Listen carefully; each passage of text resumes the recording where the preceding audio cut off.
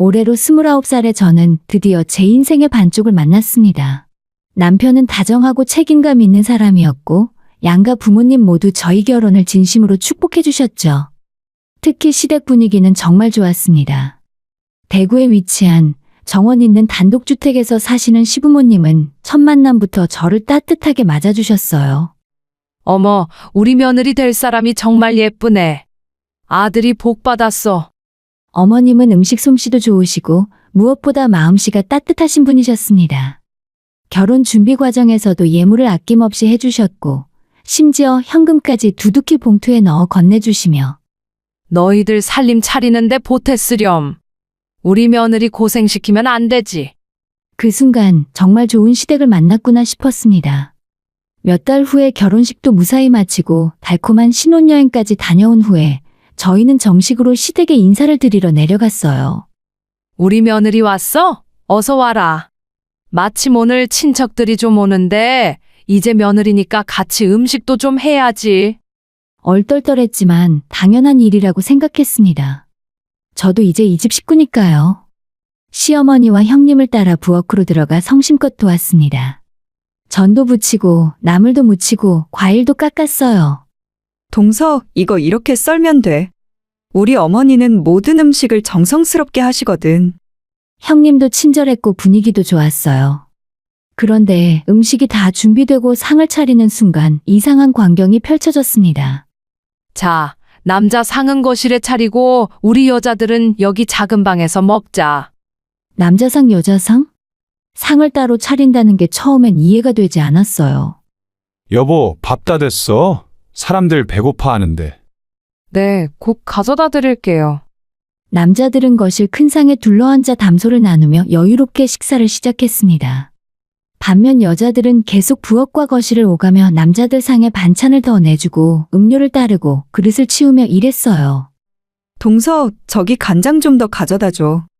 그렇게 1시간쯤 지났을까요? 남자들 식사가 거의 끝나갈 무렵에야 여자들은 작은 방에 모여 뒤늦게 식사를 시작할 수 있었습니다. 그것도 남은 음식으로요. 이상하다는 생각은 들었지만 그때는 그저 식구가 많으니 한 번에 다 먹기 불편해서 그런 줄로만 알고 넘어갔습니다. 그리고 몇 달 후에 결혼하고 첫 명절을 맞았습니다. 전날 오후부터 시작된 준비는 밤늦게까지 이어졌어요. 전을 부치고 고기를 굽고 과일을 깎고 시어머니와 형님 그리고 저 3명의 여자들만 부엌에서 쉴 새 없이 움직였습니다. 여보, 힘들면 좀 쉬어. 남편이 걱정스러운 목소리로 말했지만 시아버지의 눈치 때문인지 부엌으로 들어와 돕지는 않았어요. 밤 늦은 시간이 되어서야 차례상 준비가 끝났고 작은 방에서 겨우 눈을 붙일 수가 있었고 언제 잠이 들었는지도 모르게 아침이 밝아왔습니다. 새벽 5시에 일어나 차례상 준비를 시작해서 7시에 칼같이 차례를 지내더라고요. 차례가 끝나고 남자들이 먼저 음복을 했습니다. 시아버지, 아주버님, 남편 그리고 친척 남자 어른들이 큰 상에 둘러앉아 담소를 나누며 식사를 하는 동안 우리는 설거지부터 하고 먹자. 설거지와 정리까지 모두 끝낸 후에 10시가 넘어서야 여자들의 식사 시간이 왔습니다. 그런데 그때 형님과 시어머니는 먼저 자리를 떠나셨고 나는 배 안 고파서 안 먹을래. 너라도 천천히 먹어. 작은 상 앞에 혼자 남겨진 저는 처음으로 눈물이 날 것 같았습니다. 텅 빈 작은 방, 식어버린 음식들 그리고 저 혼자만의 식사 시간. 너무도 외롭고 낯설었어요. 이게 정말 현실이구나. 그날 밤 저는 처음으로 깨달았습니다. 결혼이 그리고 며느리의 삶이 생각보다 쉽지 않겠구나 하는 것을요. 하지만 그때는 몰랐습니다. 이것이 단지 시작에 불과하다는 것을요. 시댁의 제사 문화는 예상보다 훨씬 고됐습니다. 결혼 첫 해에는 그저 적응이라고 생각했지만 시간이 지날수록 이것이 일회성이 아니라는 걸 깨달았어요. 명절마다 제사마다 음식을 준비하는 건 항상 여자들의 몫이었고 남자들은 전혀 참여하지 않았습니다. 여보, 이번엔 나도 좀 도와줄게. 같이 하면 금방 끝나잖아. 남편이 처음 몇 번은 부엌에 들어와 도우려 했어요. 하지만 아들, 너는 가서 아버지랑 있어. 부엌 일은 여자들이 하는 거야. 시어머니의 한마디면 남편은 어쩔 수 없다는 표정으로 다시 거실로 나갔습니다. 그리고 시아버지는 거실에서 신문을 보시며 가끔 큰 소리로 말씀하셨어요. 음식 준비 너무 오래 걸리네. 배고프다. 저는 땀을 흘리며 전을 부치고 나물을 무치고 과일을 정성스럽게 깎았습니다. 제가 시댁을 방문할 때마다 음식을 하고 설거지하고 청소까지 도맡아 해야 했어요. 처음엔 새색시니까 열심히 해야지 하는 마음이었지만 점점 몸도 마음도 지쳐갔습니다. 그런데 더 큰 문제가 생겼어요. 어느 순간부터 형님이 자주 자리를 비우기 시작한 겁니다. 동서 미안한데 오늘 장을 아까 낮에 미리 봐뒀어. 냉장고에 있으니까 그거로 준비하면 돼. 나는 급한 일이 생겨서 먼저 나갈게. 아, 네, 알겠습니다, 형님. 처음 한두 번은 그러려니 했습니다. 누구에게나 급한 일은 있으니까요. 하지만 매번 제사 때마다 형님은 갑자기 약속이 생기거나 아이 학원 때문에 혹은 몸이 안 좋다며 빠지는 일이 반복되었죠. 동서는 요리도 잘하고 젊으니까 괜찮잖아. 나는 이제 나이도 있고 허리도 아파서 말이야. 처음에는 저를 믿고 맡겨주는 것 같아서 감사하다고까지 생각했습니다. 형님이 나를 인정해 주시나 보다 하고요. 하지만 시간이 지날수록 이건 인정이 아니라 책임 전가라는 느낌이 강해졌습니다. 설상가상으로 어머님은 나이를 먹어서 무릎이 점점 안 좋아지셨어요. 미안한데 나는 이제 오래 서 있기가 힘들어. 너라도 건강할 때 힘내줘야지. 어머님까지 제사 준비에서 점점 빠지시니 결국 모든 부담이 고스란히 제게로 넘어왔습니다. 장보기와 음식 준비, 상 차리기, 설거지 뒷정리까지. 이러다 보니 명절에는 전날부터 시작해서 다음날 점심때까지 거의 24시간 이상을 쉬지 않고 일해야 했어요. 재수 씨 물 좀 가져다 줄래? 여보, 고기 더 구워야 하는 거 아니야? 둘째야, 국간이 좀 싱거운데. 남자들의 요구는 끝이 없었고 저는 부엌과 거실을 끊임없이 오가며 시중을 들었습니다. 발은 부어 올랐고 허리는 끊어질 것 같았어요. 시댁의 며느리는 제사 담당이라는 인식은 생각보다 뿌리 깊었습니다. 제가 아무리 힘들어도 누군가 대신해주는 일은 없었어요. 어느 날 밤 너무 힘들어서 남편에게 솔직하게 말했습니다. 여보, 나 정말 힘들어. 이번엔 당신이 조금이라도 도와줄 수 없을까? 같이 하면 훨씬 수월할 텐데. 미안해. 나도 도와주고 싶은데 아버지가 보시면 뭐라고 하실까봐. 전통이라는 게 원래 그런 거잖아. 전통? 그럼 나는 계속 이렇게 혼자 다 해야 하는 거야? 조금만 참아. 나중에 우리 세대가 되면 바뀔 거야. 남편의 답은 언제나 비슷했습니다. 아버님 눈치와 전통, 조금만 참으라는 말. 전통이라는 이름 앞에 제 힘듦은 당연한 일이 되어 있었습니다. 저는 그날 밤 혼자 방에 앉아 생각했어요. 이게 정말 맞는 걸까? 나는 이 집안의 며느리이기 전에 한 사람의 인간인데. 하지만 그때는 아직 용기가 없었습니다. 그저 참고 견디는 것만이 답인 줄 알았죠. 변화는 아직 멀게만 느껴졌습니다.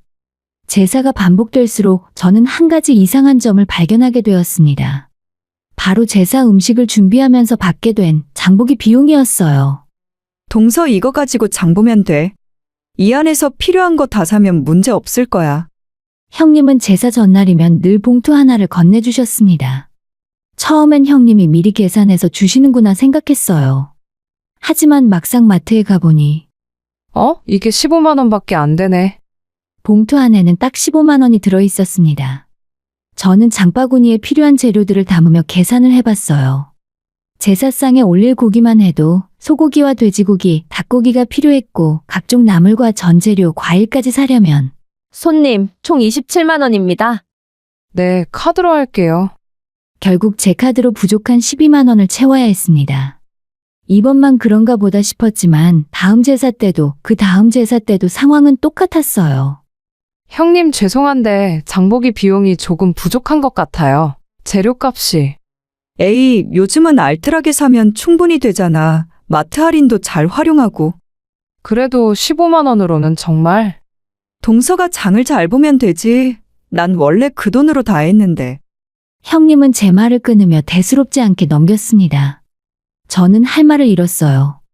몇 번을 해봐도 이 돈으로는 도저히 모든 재료를 살 수 없었고 저는 매번 제 돈을 보태야만 했습니다. 적게는 10만 원, 많게는 15만 원까지. 여보, 이거 좀 이상하지 않아? 15만 원으로 제사 음식을 어떻게 준비해? 그래도 형수님이 주시는 거니까 그 안에서 해야 하는 거 아닐까? 나 맨날 내 돈 보태서 사는 거 알아. 그래, 그럼 다음에 형수님한테 좀 더 달라고 해봐. 남편도 별로 심각하게 생각하지 않는 것 같았습니다. 저는 점점 답답해졌어요. 내가 예민한 건가? 아니면 내가 장을 못 보는 건가? 하는 생각까지 들었죠. 그러던 어느 날 제사 준비를 마치고 어머님과 이야기를 나누게 되었습니다. 너가 고생 많았어. 요즘 물가가 비싸서 장보기도 힘들지? 네, 어머니. 근데 제사 장보기 비용이 원래 얼마예요? 응? 50만 원 주는 거 아니었어? 네? 저는 순간 귀를 의심했습니다. 50만 원이라고요? 첫째한테 50만 원씩 주고 있었는데 그걸로 장도 보고 식구들 먹을 음식도 넉넉히 준비하라고 했는데 왜? 아니에요, 어머니. 그냥 궁금해서요. 저는 침착하게 대답했지만 머릿속은 복잡해졌습니다. 50만 원이라니. 그런데 제가 받은 건 고작 15만 원이면 나머지 35만 원은 어디로 간 거죠? 그날 밤에 저는 잠을 이룰 수 없었습니다. 형님이 중간에서 돈을 빼돌리고 있었다는 확신이 들었어요. 그것도 한두 번이 아니라 매번 말이죠. 제가 제 돈을 보태가며 장을 보는 동안 형님은 그 차액을 가져가고 있었던 거예요. 이거밖에 못 샀어? 동서, 장을 좀 제대로 봐야지. 다음 제사 때 형님이 준비된 재료를 보며 타박했을 때는 저도 더 이상 참을 수 없었습니다. 그럼 형님이 직접 해보세요. 15만 원으로 이 모든 걸 어떻게 사는지. 뭐? 갑자기 왜 그래? 저 매번 제 돈 보태서 사는 거 아세요? 15만 원으로는 정말 안 돼요. 그러게 알뜰하게 사라고 했잖아. 왜 맨날 돈이 모자라? 형님은 오히려 저를 나무랐습니다. 저는 그 순간 깨달았어요. 이대로 계속 묵인하면 결국 저만 바보가 되는 상황이라는 것을요. 매일 밤 고민했습니다. 감정의 골은 점점 깊어졌고 형님을 볼 때마다 억울함과 분노가 치밀어 올랐어요. 제사 준비는 제가 다 하는데 돈은 형님이 중간에서 가져가고 게다가 제가 장을 못 본다고 타박까지 듣는 상황입니다. 여보, 나 정말 못 참겠어. 이번엔 어머니께 말씀드릴 거야. 그럼 집안 분위기 진짜 안 좋아질 텐데. 그래도 한 번은 분명히 짚고 넘어가야 돼. 이건 아니잖아. 저는 결심했습니다. 다음 제사에서는 반드시 이 문제를 해결하겠다고요. 참아왔던 감정은 이제 폭발 직전이었고 저는 더 이상 침묵할 수 없었습니다. 변화는 제 손으로 시작해야 한다는 걸 알았어요. 그렇게 저는 다음 제사를 기다렸습니다. 이제는 용기를 내야 할 때라고 생각했어요. 드디어 그날이 왔습니다. 명절 전날 저는 평소처럼 시댁으로 향했어요. 하지만 이번엔 마음속에 단단한 결심을 품고 있었습니다. 동서 미안한데 나 오늘 좀 급한 일이 생겨서. 장은 아까 계좌로 돈 보내줬으니까 알아서 해. 나는 오늘 저녁 때쯤 갈게. 역시나 형님은 또다시 사라졌습니다. 전화 한 통 남기고는 연락이 두절되었어요. 예상했던 일이었지만 이번에는 제 계획이 있었습니다. 저는 형님이 준 돈을 들고 마트로 향했습니다. 그리고 이번엔 달랐어요. 평소처럼 제 돈을 보태지 않을 생각이었어요. 그래, 딱 15만 원으로 살 수 있는 것만 사자. 저는 장바구니에 최소한의 재료만 담았습니다. 소고기는 포기하고 돼지고기만, 나물도 몇 가지만, 과일도 가장 저렴한 것으로요. 평소 같으면 절대 이렇게 부실하게 준비하지 않았을 텐데 이번만큼은 달랐어요. 손님, 총 14만 8천 원입니다. 주어진 예산에 딱 맞게 계산을 마치고 집으로 돌아왔습니다. 그리고 혼자서 음식을 준비하기 시작했어요. 전도 부치고 나물도 무치고 과일도 깎았습니다. 하지만 평소보다 재료가 턱없이 부족했기에 완성된 차례상은 훨씬 초라해졌죠. 저는 할 만큼 모든 준비를 마친 후에 정리를 해두고 잠에 들었습니다. 그리고 다음 날 아침 시어머니와 형님과 함께 차례 음식 준비를 시작했죠. 어머 동서 이게 뭐야? 오늘 차례 음식이 왜 이렇게 부실해? 형님이 깜짝 놀라며 상을 보셨습니다. 평소 같으면 풍성하게 차려졌을 상이 오늘은 정말 초라했거든요. 장을 대충 본 거 아니야? 고기도 이것밖에 없고 전도 몇 개 안 되잖아. 형님이 저를 나무랐습니다. 바로 그 순간이었어요. 형님이 준 돈을 전부 써서 산 거예요. 뭐? 무슨 소리야? 저는 가방에서 영수증을 꺼냈습니다. 여기 영수증이요. 14만 8천 원. 형님이 준 15만 원으로 살 수 있는 게 이게 전부예요. 갑자기 왜 이래? 그럼 원래대로 돈을 좀 보태서 사지 그랬어? 왜 제가 제 돈을 보태야 하죠? 형님이 준 돈으로만 샀어요. 어머님이 이상하다는 표정으로 저와 형님을 번갈아 보셨습니다. 그런데 15만 원은 너무 적은 거 아니야? 내가 너한테 준 건 50만 원이잖아. 어머님의 목소리가 높아졌습니다. 그 순간 식탁은 순식간에 조용해졌습니다. 시아버지도 아주버님도 남편도 모두 형님을 쳐다봤어요. 형님, 어머님이 50만 원 주셨다는데 왜 저한테는 15만 원만 주신 거예요? 아니, 그게. 형님의 얼굴이 새빨개졌습니다. 말을 더듬으며 아무 대답도 하지 못했어요. 이번만 그런 게 아니에요. 지난 몇 년 동안 매번 15만 원만 주셨어요. 저는 그게 전부인 줄 알고 제 돈을 수십만 원씩 보태가며 장을 봤어요. 저는 더 이상 참지 않았습니다. 가방에서 제가 지난 제사 때마다 찍어둔 영수증 사진들을 꺼내 보여드렸어요. 여기 다 증거예요. 제가 얼마나 많은 제 돈을 보탰는지. 너 이게 대체 무슨 짓이야? 시아버지가 큰 소리로 형님을 꾸짖으셨습니다. 어머님은 분노에 떨며 형님을 바라보셨어요. 네가 정말 그랬어? 그럼 그동안 나머지 돈은 어디다 쓴 거야? 저도 돈이 좀 필요해서. 돈이 필요하면 나한테 말을 하든지. 둘째 돈으로 제사를 지내게 만들고 그것도 모자라 네가 중간에서 돈을 빼먹었어? 어머님의 목소리에는 실망과 분노가 가득했습니다. 그것뿐만이 아니에요. 저는 계속 말을 이어갔습니다. 형님은 최근 제사 준비할 때마다 안 나오셨어요. 장도 저 혼자 보고 음식도 저 혼자 준비했어요. 그러면서 음식이 부족하다고 제가 장을 똑바로 못 본다고 타박만 하셨죠. 동서, 그건. 아니에요. 이제 더 이상 참지 않을 거예요. 저는 시댁 식구들 앞에서 담담하게 말했습니다. 앞으로 저는 제사 참여 안 하겠습니다. 혼자 일하는 것도 부족한 돈으로 버텨야 하는 것도 이제 그만이에요. 저도 사람입니다. 더 이상 이렇게 살 수 없어요. 그게 무슨 말이야? 며느리가 제사에 안 나온다고? 아버님이 저를 나무랐습니다. 형님이 다 하실 거예요. 50만 원 받아서 15만 원만 쓰고 나머지는 챙기면서 제사는 안 나오고 그러면서 저한테만 다 떠넘기는 게 맞는 거예요? 그리고 불만이 있으시면 아버님도 이제 제사 준비 직접 해보세요. 저는 더 이상 물러서지 않았습니다. 그날 시댁은 조용하지 않았어요. 형님은 울면서 방으로 들어갔고 어머님은 한숨만 쉬셨어요. 시아버지는 그 뒤로 아무 말씀도 하지 않으셨지만 표정이 심각했습니다. 저는 남편에게 말했습니다. 여보, 우리 올라가자. 나 더 이상 여기 못 있겠어. 그날 밤 저희 부부는 시댁을 떠났습니다. 하지만 그것은 끝이 아니었습니다. 오히려 변화의 시작이었어요. 서울로 돌아온 후에 저는 한동안 시댁과 연락을 끊었습니다. 전화도 받지 않았고 그 다음 제사에도 내려가지 않았어요. 남편은 중간에서 난처했지만 제 결정을 존중해 주었습니다. 여보, 우리 어머니가 전화하셨는데. 나 아직 마음 정리 안 됐어. 미안하지만 좀 더 시간이 필요해. 그렇게 2달 정도가 지났을까요? 어느 날 시어머니께서 직접 전화를 주셨습니다. 민정아, 나야. 잘 지냈니? 네, 어머니. 민정아, 이젠 오지 않아도 괜찮아. 네 마음도 다 알아. 그동안 우리가 너무 당연하게만 생각했구나. 정말 미안하다.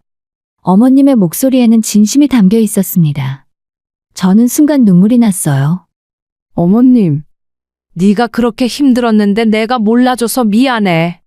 이제는 제사도 명절도 네가 편한 대로 해. 나도 억지로 오라는 소리 안 할게. 어머님, 감사합니다. 그날 통화를 끊고 나서 저는 한참을 울었습니다. 억울함도 분노도 그리고 이해받았다는 안도감도 한꺼번에 쏟아져 나왔어요. 그 후로 시댁은 여전히 제사를 지내야 했습니다. 하지만 이번엔 달랐어요. 제가 빠지니 형님 혼자 모든 걸 준비해야 했거든요. 며칠 후에 남편에게 들은 이야기에 따르면 여보, 형수님이 제사 준비하면서 완전히 녹초가 됐대. 혼자 장 보고 음식 만들고 설거지까지 하니까 얼마나 힘든지 이제야 알았다고 하더라. 그래? 그러면서 너한테 얼마나 미안한지 모르겠다고 하시네. 그리고 일주일 후에 형님에게서 직접 전화가 왔습니다. 동서, 나야. 네, 형님. 미안해. 내가 정말 잘못했어. 형님의 목소리는 떨리고 있었습니다. 나도 처음엔 내가 뭘 잘못했나 싶었어. 근데 직접 혼자 제사 준비해보니까 진짜 미치는 줄 알았어. 이게 얼마나 힘든 일인지, 동서가 그동안 얼마나 고생했는지 이제야 알겠더라. 그리고 돈 문제도 정말 부끄러워. 내가 욕심이 생겨서 그랬어. 용서해줄 수 있을지 모르겠지만 진심으로 미안해. 저는 한동안 말이 나오지 않았습니다. 화가 난 것도 그렇다고 당장 용서하고 싶은 것도 아니었어요. 그저 복잡한 감정만 맴돌았죠. 시간이 좀 필요해요. 당장 괜찮다고 말하기는 힘들어요. 알아, 당연하지. 나도 급하게 용서받으려는 건 아니야. 그냥 내 마음을 전하고 싶었어. 그 통화 이후로도 한동안 저는 시댁에 내려가지 않았습니다. 하지만 조금씩 관계는 회복되어 갔어요. 그리고 시간이 지나서 또다시 명절이 다가왔습니다. 남편이 조심스럽게 물었어요. 여보, 이번 추석은 어떻게 할까? 글쎄, 아직 잘 모르겠어. 어머니가 당신은 오고 싶으면 오고 아니면 괜찮다고 하셨어. 강요는 안 하신대. 저는 고민 끝에 결정했습니다. 가자. 그래도 한 번은 얼굴을 봐야 할 것 같아. 추석 당일에 시댁에 도착하니 분위기가 완전히 달라져 있었습니다. 어서 와, 민정아. 오느라 고생했지? 어머님이 저를 반갑게 맞아주셨어요. 그리고 부엌으로 들어가 보니 놀라운 광경이 펼쳐졌습니다. 시아버지가 앞치마를 두르고 음식을 준비하고 계셨어요. 아버님, 이게 무슨... 며느리 왔어? 요즘은 나도 이런 거 좀 배워야 한다고 마누라가 그러더라고. 시아버지가 쑥스럽게 웃으셨습니다. 그리고 남편과 아주버님도 부엌에서 과일을 깎고 나물을 무치고 있었어요. 동서, 어서 와. 준비도 거의 다 했어. 형님이 저를 보며 미소 지었습니다. 예전처럼 혼자 외출하거나 사라지지 않았어요. 오히려 가장 열심히 움직이고 계셨죠. 형님, 그거 제가 할게요. 아니야, 금방 끝나. 혼자 해보니까 힘들긴 힘들더라. 차례상 음식 준비는 그렇게 모두가 함께 했습니다. 남자들도 여자들도 구분 없이 각자 할 수 있는 일을 했습니다. 그리고 차례를 다 마치고 식사 시간이 되었고, 이제는 예전처럼 남자상 여자상으로 나누지 않았습니다. 자, 다 같이 모여서 먹자. 한 상에서 먹어야 맛있지. 시아버지가 먼저 말씀하셨어요. 거실 큰 상에 온 가족이 둘러앉아서 함께 식사를 했습니다. 남녀가 한 상에 모여 밥을 먹는 새로운 풍경. 그것은 처음 보는 광경이었어요. 이제야 좀 사람 사는 것 같다. 어머님이 저를 보며 웃으셨습니다. 맞아요, 어머님. 이게 진짜 가족 같아요. 저도 덩달아 웃었습니다. 그날은 식사 후에 설거지도 모두 함께 했어요. 시아버지와 아주버님, 남편과 형님, 그리고 저까지. 부엌에서 웃고 떠들며 정리를 하고 설거지를 하는 모습은 정말 평화로웠습니다. 민정아, 그동안 너 혼자 정말 고생 많았다. 정말 고마워. 어머님이 제 손을 꼭 잡으셨습니다. 아니에요, 어머니. 이제는 괜찮아요. 네 덕분에 우리 집안이 변했어. 그날 밤, 저는 모처럼 시댁에서 편안하게 잠들 수 있었습니다. 비록 처음에는 큰 갈등이 있었지만 그 후로는 모두가 한 발짝씩 양보하며 변화해 나갔어요. 이 모든 변화는 용기 있는 한마디에서 시작된 것이었습니다. 그리고 저는 깨달았어요. 참는 것만이 미덕이 아니라는 것을. 때로는 말해야 할 것을 말하는 용기가 진짜 변화를 만든다는 것을요. 그 일이 있은 후로 1년이 지났습니다. 현재 저희 시댁은 이전과는 정말 많이 달라졌어요. 이번 추석에도 저는 남편과 함께 시댁으로 향했습니다. 예전처럼 불안하거나 두렵지 않았어요. 오히려 기대되는 마음이 들었죠. 여보, 도착했다. 어머님, 아버님, 저희 왔어요. 어서 와라. 우리 며느리 올해도 건강하자. 시아버지가 환하게 웃으며 저희를 맞아주셨습니다. 민정아 어서 와. 오느라 힘들었지? 일단 쉬어. 어머님도 저를 방으로 안내하시며 쉬라고 하셨어요. 예전 같으면 도착하자마자 부엌으로 끌려갔을 텐데 지금은 달랐습니다. 1시간쯤 지나서 부엌으로 가보니 놀라운 광경이 펼쳐졌어요. 아버님, 이전은 이렇게 뒤집으면 돼요. 오, 그래? 요즘은 이런 것도 배워야지 뭐. 시아버지가 형님에게 전 부치는 법을 배우고 계셨습니다. 그 옆에서는 아주버님과 남편이 함께 밤을 깎고 나무를 묻히고 있었어요. 형, 이 나물 간이 맞나? 어디 보자. 조금만 더 간하면 될 것 같은데. 남자들도 제사 준비에 적극적으로 참여하고 있었습니다. 이제는 여자만의 일이 아니라 온 가족의 일이 된 거죠. 동서 여기 앉아. 같이 하자. 형님이 옆에 제자리를 만들어 주셨습니다. 우리는 나란히 앉아서 야채를 다듬으며 이야기를 나눴어요. 우리는 함께 웃었습니다. 예전처럼 서먹하거나 불편한 기운은 전혀 없었어요. 다음 날이 되어 차례를 지내고 또다시 식사 시간이 되었어요. 자, 모두 모여라. 같이 먹자. 시아버지가 큰 소리로 가족들을 불렀습니다. 거실 큰 상에 온 가족이 둘러앉았어요. 시아버지와 시어머니, 아주버님 내외, 남편과 저, 그리고 조카들까지. 식사를 하는 동안 가족들은 서로의 안부를 묻고 웃고 떠들었어요. 남자상 여자상으로 나뉘어서 어색하게 먹던 예전과는 완전히 달랐습니다. 민정아 밥 더 먹어라. 고생했으니까 많이 먹어야지. 어머님이 제 그릇에 반찬을 더 올려주셨습니다. 어머님 저 배불러요. 그래도 조금만 더 먹어. 서울 가서 또 고생할 텐데. 어머님의 따뜻한 마음이 느껴졌습니다. 식사를 마치고 설거지를 할 때도 모두가 함께 움직였어요. 아버지, 이 그릇은 어디다 놓으면 돼요? 저기 찬장에. 아들아, 너도 집에서 설거지 좀 해라. 네, 아버지. 요즘은 제가 더 많이 해요. 남편이 우쭐대며 말했습니다. 시아버지가 흐뭇하게 웃으셨어요. 저녁이 되어 서울로 돌아가는 길에 남편이 제 손을 꼭 잡으며 말했어요. 여보, 고마워. 당신이 용기 내줘서 우리 집이 변한 것 같아. 무슨 소리야. 나도 처음엔 말하기 겁났어. 그래도 말해줘서 다행이야. 안 그랬으면 우리 가족은 계속 그렇게 살았을 거야. 그러게. 나도 처음엔 후회할까봐 걱정했는데 결과적으로 잘 된 것 같아. 차창 밖으로 흐르는 풍경을 바라보며 저는 생각했습니다. 가부장적인 문화 속에서 며느리로 살아간다는 것은 결코 쉽지 않았어요. 하지만 서로를 이해하고 대화로 풀어간다면 분명 바뀔 수 있다는 희망을 저는 경험했어요. 작은 불만과 침묵이 아닌 용기 있는 목소리가 변화를 만들어낸다는 사실이요.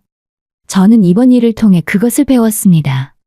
지금 저희 가족은 모두가 함께 웃을 수 있는 명절을 보내고 있습니다. 여자만 일하고 남자만 쉬는 명절이 아니라 온 가족이 함께 준비하고 함께 즐기는 명절이요. 물론 아직도 완벽하지는 않습니다. 가끔은 옛날 습관이 무심결에 튀어나올 때도 있어요. 하지만 중요한 건 모두가 변화하려고 노력한다는 거예요. 어머님은 이제 저를 진심으로 아껴주시고 형님과의 관계도 회복되었습니다. 시아버지는 솔선수범해서 부엌 일을 도우시고 남편도 집안일에 더 적극적이 되었어요. 이 모든 변화의 시작은 단 하나였습니다. 침묵을 깨고 용기 내어 말한 것입니다. 그것이 저희 가족을 바꿨고 이제는 모두가 더 행복해졌습니다. 제사는 더 이상 며느리 혼자 하는 일이 아닙니다.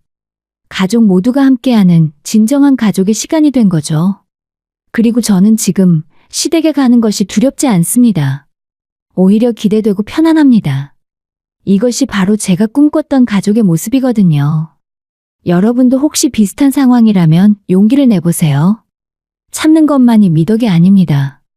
말해야 할 것을 말하는 용기, 그것이 진짜 변화를 만듭니다.